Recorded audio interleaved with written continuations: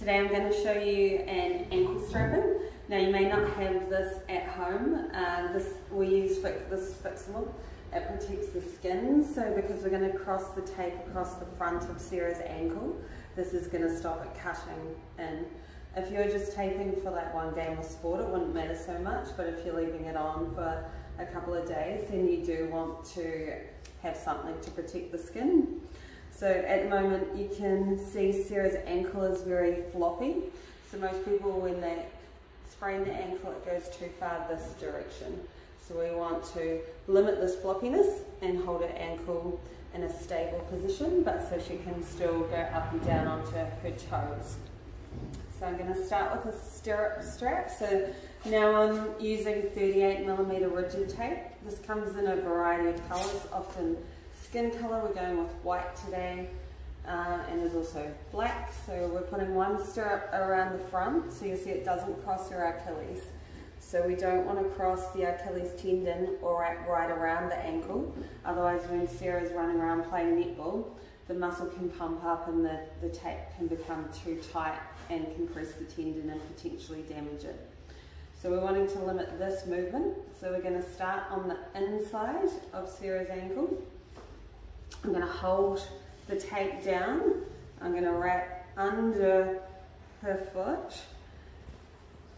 So I have moderate tension on the inside, and then I'm going to come underneath her foot. Now this is quite important. A lot of people will just pull the tape hard here, and that can then cause an aggravation of this joint. So I'm going to stabilize there with one hand so that the tension is not on that joint, it's just above it, and pull up with maximal tension upwards. And I always want to have no creases in the tape. That's not just because it looks pretty, but because it stops blisters. So if you have lots of creases through the rigid tape, you can get blisters. So then I'm going to start, so I'm going to go below the level of her calcaneus. So I don't want to cross up above her heel bone, but I'm going to do, my next stirrup strap is going to come again from the inside, around, come around the base of her heel, and it's just locking the first one in. Again, we want no creases, nice and flat. And they're going to repeat that. I'm going to overlap by half. One very important thing to remember with strapping is we want the tension on the tape, not on the skin. So I'm not going to rip it up here. I'm going to pull the tape out. So again, I'm going to lock down here so I don't jam up the base of Sarah's foot. I'm going to put maximal tension on the tape, so I'm pulling the tape hard, and then I'm laying it on her skin.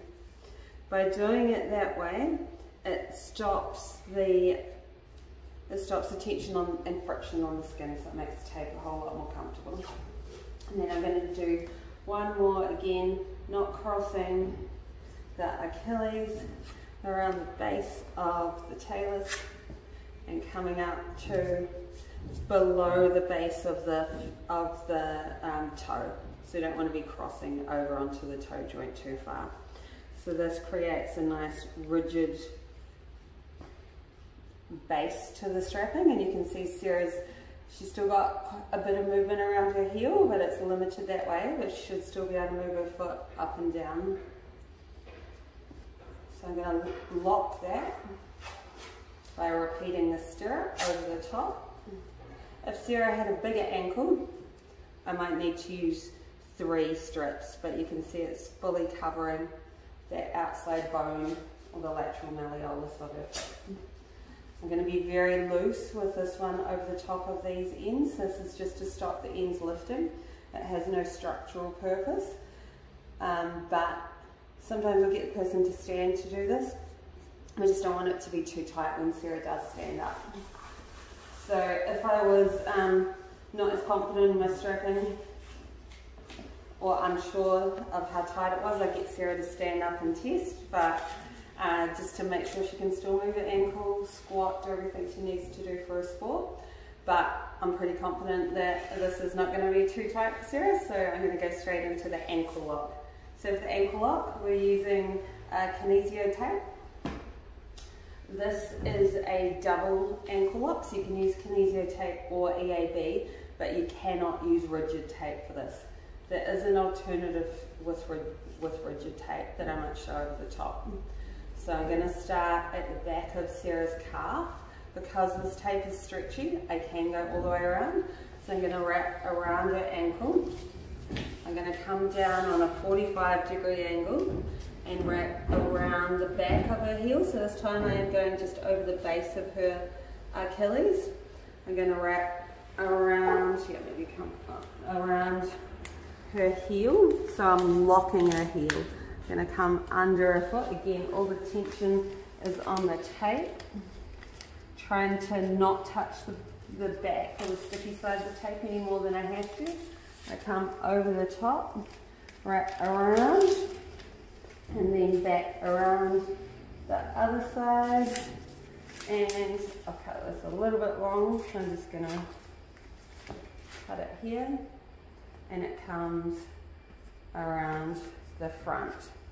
So you know you've done it right when you have a triangle on the inside and a triangle on the outside. Because this tape can roll off, it sticks to the skin well, it doesn't stick to itself as well.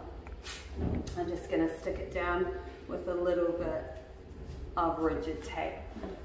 So now we can see Sarah has a lot less movement in her heel that's going to restrict this inversion, but it should still allow enough movement for Sarah's squat.